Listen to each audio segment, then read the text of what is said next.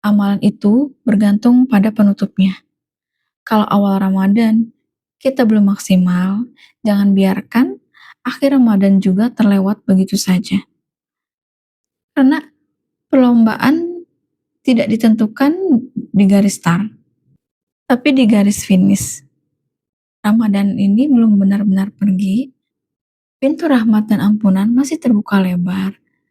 Bahkan untuk kita yang merasa paling banyak dosa sekalipun. Assalamualaikum warahmatullahi wabarakatuh. Jumpa lagi dengan aku, Risma Kiraina di The Healer Channel. Tidak ada pertemuan yang sia-sia, dan aku percaya bukan kebetulan kamu menonton video ini sekarang.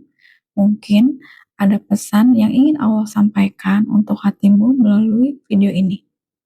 Hari ini aku ingin sedikit bercerita tentang sesuatu yang baru saja aku alami. Tentang bagaimana kadang kata-kata yang kita sampaikan kepada orang lain justru kembali menguji diri kita sendiri. Beberapa hari yang lalu, aku membuat konten tentang pentingnya membatasi undangan buka puasa bersama. Karena aku merasa Ramadan itu waktu yang sangat berharga. Jangan sampai terlalu banyak buka puasa bersama atau bukber sampai kita kelelahan dan akhirnya lalai dari ibadah. Video itu sudah aku upload, teman-teman bisa tonton, tapi tidak lama setelah itu, aku justru mendapat undangan buka puasa bersama dari keluargaku. Karena ini agenda rutin setiap tahun, akhirnya kami membatalkan puasa terlebih dahulu di rumah, lalu sholat maghrib.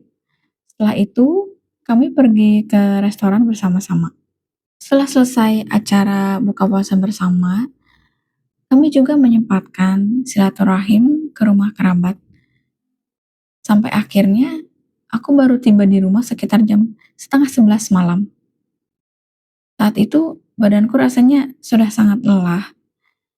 Tapi tiba-tiba aku teringat dengan konten videoku sendiri tentang bagaimana kita harus tetap menjaga ibadah di tengah aktivitas puasa bersama di bulan Ramadan. Di dalam hati, aku berkata pada diriku sendiri, aku harus berusaha menjalankan apa yang sudah aku ucapkan. Akhirnya, meskipun badanku rasanya sangat lelah, aku tetap memaksakan diri untuk sholat tarawih di rumah. Dan dari situ aku sadar satu hal. Kadang, nasihat yang kita sampaikan kepada orang lain sebenarnya adalah nasihat untuk diri kita sendiri. Mungkin Allah sengaja mempertemukan kita dengan situasi seperti itu agar kita belajar menjalankan apa yang kita katakan. Bukan untuk mempermalukan diri kita, tapi justru untuk menjaga. Karena kita manusia yang tidak sempurna, kita bisa saja lalai. Tapi ketika Allah mengingatkan kita kembali, di disitulah kesempatan kita untuk memperbaiki diri. Aku juga ingin jujur, ketika ada undangan buka puasa bersama yang lain, setelah itu sebenarnya ada rasa tidak enak saat aku harus menolak. Dulu aku termasuk orang yang sangat tidak enakan, sering berkata iya, padahal hati sebenarnya ingin berkata tidak. Tapi sekarang, aku sedang belajar menghargai diriku sendiri. Belajar berkata tidak pada hal-hal yang membuat hatiku tidak nyaman, atau yang bisa membuatku kehilangan fokus pada hal yang lebih penting. Silaturahim itu penting, buka puasa bersama juga tidak salah. Tapi jangan sampai kita kehilangan inti dari bulan Ramadan itu sendiri. Dari pengalaman kecil ini aku belajar. Kadang sesuatu yang kita buat untuk orang lain justru menjadi pengingat paling kuat untuk diri kita sendiri. Sadar tidak teman-teman? Waktu Ramadan terasa begitu cepat berlalu. Tiba-tiba kita sudah sampai di penghujung bulan Ramadan, dan mungkin ada di antara kita yang berkata dalam hati, seperti aku, "Ya Allah, Ramadan hampir habis, tapi aku masih begini saja."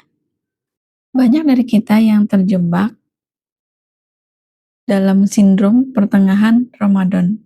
Semangat mulai kendor karena lelah secara fisik, padahal justru Rasulullah melakukan hal yang sebaliknya. Beliau mengencangkan ikat pinggangnya di 10 hari terakhir. Ibnu Rajab Al-Hambali pernah berkata, amalan itu bergantung pada penutupnya. Kalau awal Ramadan kita belum maksimal, jangan biarkan akhir Ramadan juga terlewat begitu saja. Karena perlombaan tidak ditentukan di garis start, tapi di garis finish. Ramadan ini belum benar-benar pergi, pintu itu masih terbuka lebar. Bahkan untuk kita yang merasa paling banyak dosa sekalipun, Ramadan ini belum benar-benar pergi, pintu rahmat dan ampunan masih terbuka lebar. Bahkan untuk kita yang merasa paling banyak dosa sekalipun. Kita sering berkata, sampai jumpa tahun depan ya Ramadan. Padahal Ramadan pasti kembali sebelum kiamat datang. Tapi kita belum tentu masih ada. Ribuan orang yang tahun lalu berpuasa bersama kita, hari ini sudah berpulang pada Allah. Jadi di sisa hari ini, mari kita berusaha menutup Ramadan dengan senyuman terbaik untuk Allah.